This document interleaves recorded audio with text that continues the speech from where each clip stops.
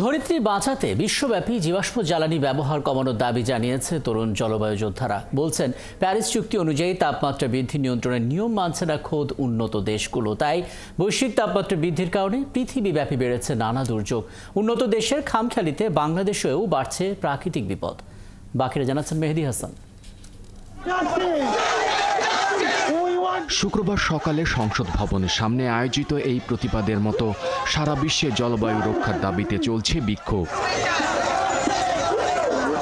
ক্ষুব্ধ তরুণদের দাবি, ধরিত্রী রক্ষায় প্যারিস চুক্তি অনুযায়ী তাপমাত্রা বৃদ্ধি 1.5 ডিগ্রি সেলসিয়াসের মধ্যে রাখা উচিত।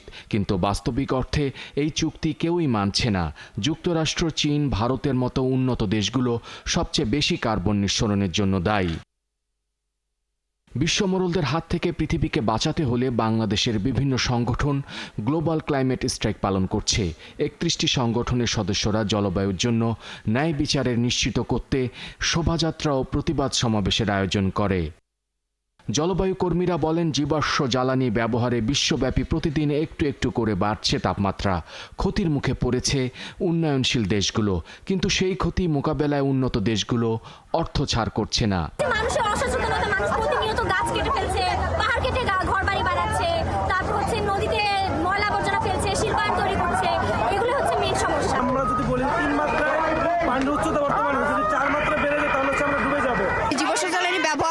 বন্ধ করতে হবে এবং নবায়নযোগ্য শক্তির ব্যবহারে বিনিয়োগ বেশি করতে হবে। ক্ষতিপূরণগুলো যেন বাস্তবায়ন হয়।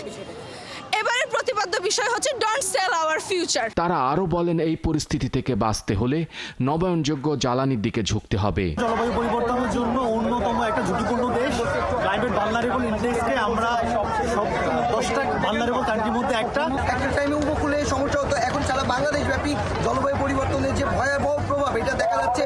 আমরা আজকে বেঁচে আছি, কালকে আমাদের ভবিষ্যৎ প্রজন্ম থাকবে কিনা আমরা সেই নিশ্চয়তা দিতে পারছি না।